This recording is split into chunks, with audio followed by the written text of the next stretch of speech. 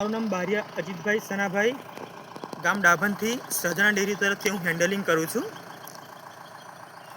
મારો વિડીયો જે દૂધ બનાવટ તરીકેનો આ લોકોએ જે વાયરલ કર્યો છે એ તદ્દન ખોટો છે.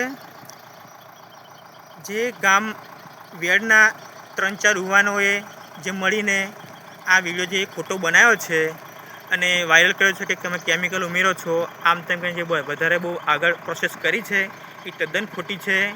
હવે મારા સેન્ટરો ચાલે છે. જો મારે આવી રીતના ડુપ્લિકેટ દૂધ બનાવવાનું હોત તો હું આવી રીતના સેન્ટરો ના ચલાવત. હું મારા ઘરે જ ડુપ્લિકેટ દૂધ બનાવીને બધી જગ્યા પર મોકલાવત, ડેરીમાં ભરત અને આવી રીતના બધું પ્લાનિંગ કરત. પણ મારે એવું છે નથી. હું દિલથી સાફ કહું છું કે આ લોકોએ મને એ લોકોએ આ બધું પાડી મારવાની વાત કરીને આ લોકો બધું પ્લાનિંગ કર્યું છે કે જેથી હું પડી મારું. આજે મારી 8 થી 10 વર્ષની મહેનત એ લોકો પાણીમાં ડૂબાડવાની વાત કરી રહ્યા છે.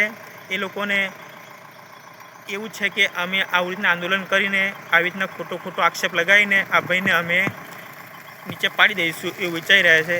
જો મારે અલગ અલગ ગામોમાં બધા સેન્ટરો ચાલે છે. ધારિયા ગામમાં, વેડ ગામમાં, સુરબારમાં, ઘાટામાં, ઈશ્વરિયા, ડાભુન, નાની રણભેટ, બામણકુવા અને ફરતી ડેરી બી ચાલે છે. તો અમે એવી રીતના બહુ મહેનત કરીને અમે બધું આ દૂધ કલેક્શન કરીને અમે ધંધો કરી રહ્યા છીએ.